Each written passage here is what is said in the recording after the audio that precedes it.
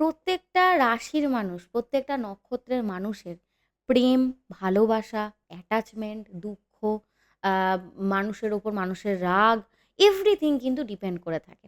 তো আমি একটি সিরিজ বানাচ্ছি এই ভিডিওর মাধ্যমে সেটা হচ্ছে প্রত্যেকটা নক্ষত্রের মানুষের প্রেমের বৈশিষ্ট্যটা কেমন? তারা প্রেমে কিভাবে পড়ে? কিভাবে সেই প্রেমে থেকে ট্র্যাপ হয়ে যান অনেক সময় বা বেরিয়ে আসতে পারেন না? সেই নিয়েই কিন্তু এই সিরিজটা আমি বানাবো।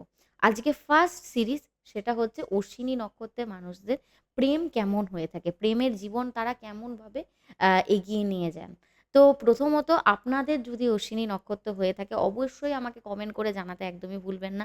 আর আপনাদের সাথেও কি এই জিনিসগুলো ঘটে থাকে সেটাও কমেন্টে অবশ্যই জানাবেন। এবং আদার্স নক্ষত্রের মানুষরা একদমই মন দুঃখ করবেন না। আপনাদেরও কিন্তু প্রত্যেকটা যে নক্ষত্র রয়েছে প্রত্যেক নক্ষত্র নিয়ে কিন্তু ভিডিও এই চ্যানেলে আসবে। আমার চ্যানেলের সাথে সবসময় জুড়ে থাকবেন।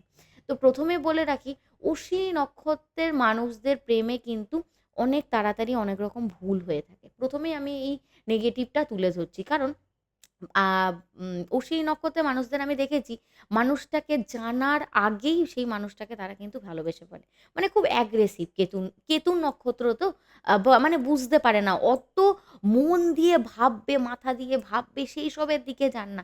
খুব অ্যাগ্রেসিভলি এগিয়ে যান। মানে ওই যে বসে থাকবো, মানুষটাকে ভালো লেগে গেছে, সে কবে আসবে আমাকে বলতে, এরকম ধরনের কিন্তু টেনডেন্সি ইনাদের মধ্যে খুব কম দেখা যায়। নিজেরা যান এবং নিজেদের ভালোবাসা প্রকাশ করতে খুব পছন্দ করেন।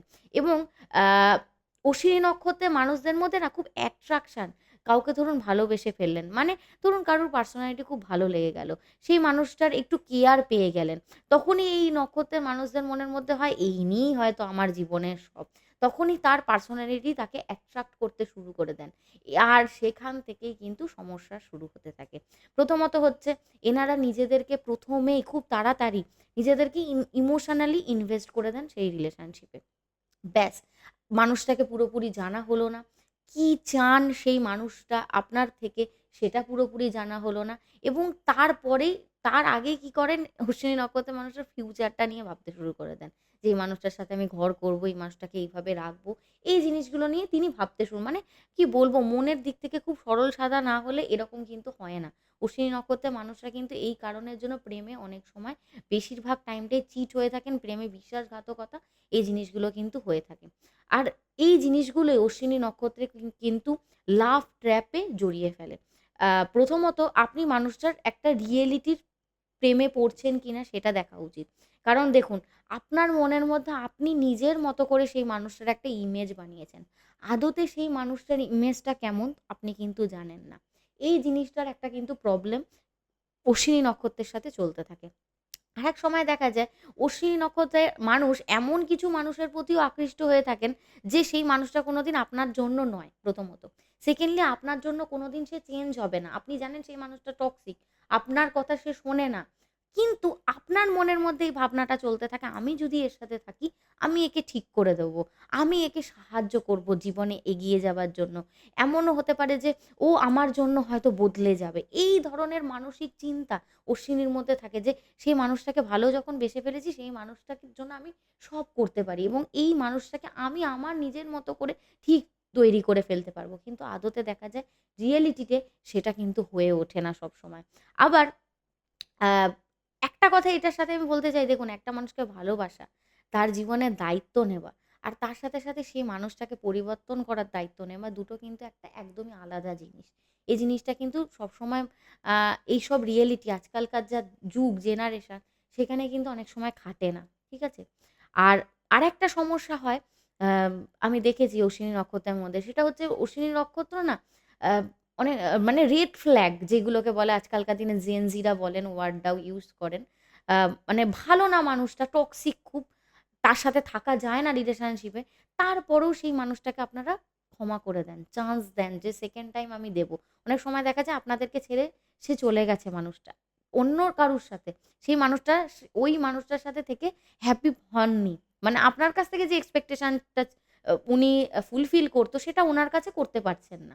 তো কি হচ্ছে যথারীতি তিনি আপনার কাছেই আবার ফেরত আসতে চাইছেন। সেক্ষেত্রে দেখা যায় আপনারা আবার চান্স দেন। কারণ ইমোশনালি অ্যাটাচড তো আপনি। আপনি কিছুতেই সেই জায়গাটা থেকে মুভ অন করতে পারেন না। এই একটা জিনিস দেখি। আবার অনেক সময় আপনাদের মনে হয় না, না ও হয়তো মন থেকে করেনি, ওকে হয়তো এরকম করানো হয়েছে, ও হয়তো এলে আবার ঠিক হয়ে যাবে। কিন্তু এই জিনিসগুলো একটা অনেক বড় আপনাদের মনের মধ্যে ভ্রান্ত ধারণা। আমার এই কথাগুলো বলার কারণই হচ্ছে আপনাদের মতো ভালোবাসা সত্যি কথা বলতে এই যুগে পাওয়া যায় না অশ্বিনী নক্ষত্রের মতো।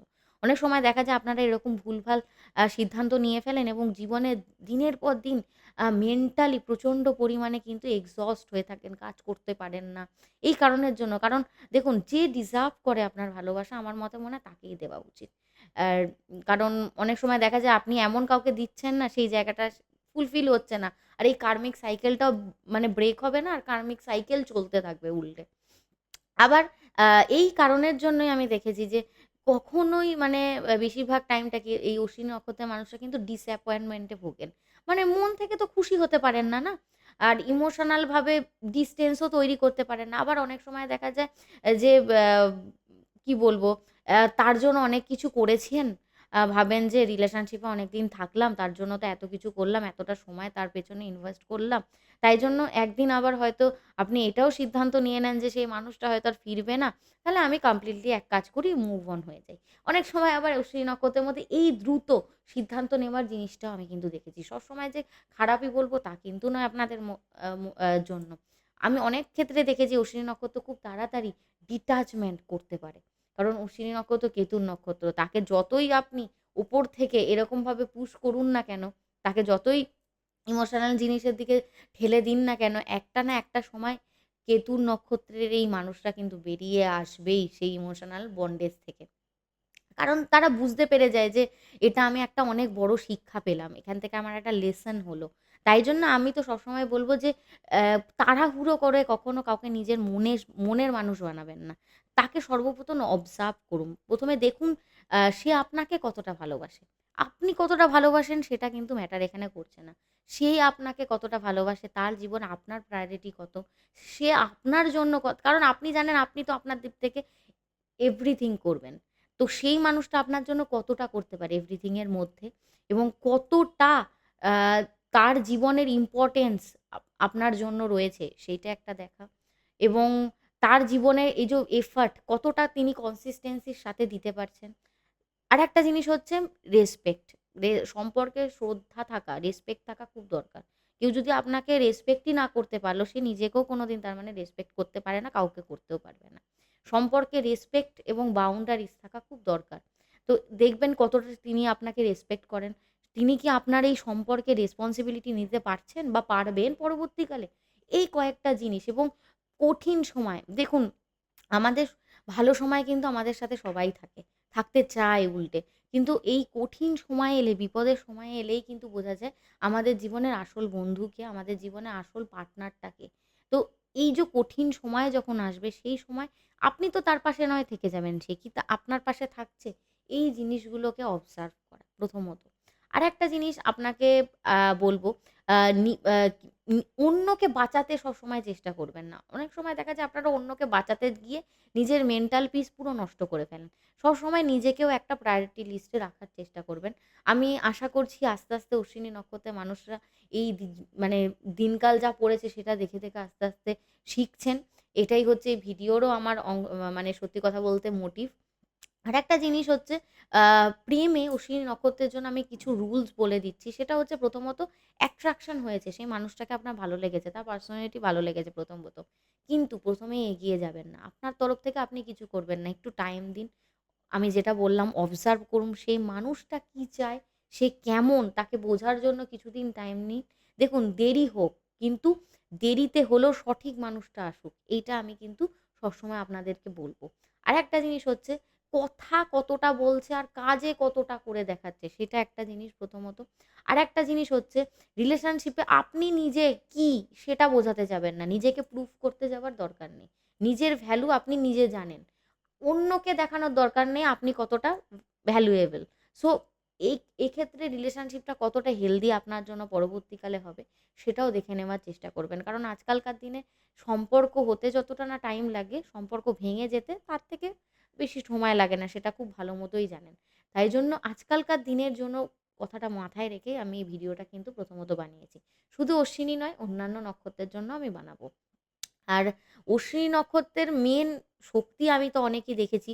কারণ শুধু কাউকে ভালোবাসতে পারা না। অনেক সময় দেখা যায় অশ্বিনী নক্ষত্র ভুল রিলেশনশিপ থেকে বেরিয়ে এসে নতুন করে দাঁড়ায়। ভস্ম থেকে দাঁড়িয়ে পড়ে অশ্বিনী নক্ষত্র। এই জিনিসটা আমার একটা অনেক বড় শক্তি, অনেকটা বড় লেসন অশ্বিনী নক্ষত্রের কাছ থেকে কিন্তু শিখতে হবে। যে কোনো ভুল সম্পর্কে জড়িয়ে সেখান থেকে কিভাবে বেরিয়ে এসে নিজেকে দাঁড় করানো যায়। অশ্বিনী নক্ষত্র কিন্তু এই জিনিসটাও করতে পারে। তো এই ভিডিওতে আমি অশ্বিনী নক্ষত্রের প্রেম সম্পর্কে বললাম। কতটা কি আপনাদের প্রেমের গল্পের সাথে মিলল সেটা আমাকে কমেন্টে জানাবেন। আপনি যদি অশ্বিনী নক্ষত্রের হন, কি প্রেমে সাফার করেছেন অবশ্যই আমাকে গল্পের আকারে লিখবেন। আমি পড়ব সময় পেলে। আমি পড়তে ভালোবাসি। আর অন্যান্য নক্ষত্রের প্রেমের বৈশিষ্ট্য নিয়েও আমি পরবর্তীকালে ভিডিও দিতে থাকব। তার জন্য অবশ্যই আমার চ্যানেলের সাথে জুড়ে থাকবেন সবাই সাবস্ক্রাইব করে। আর সবাই ভালো থাকুন, সবাই সুস্থ থাকুন।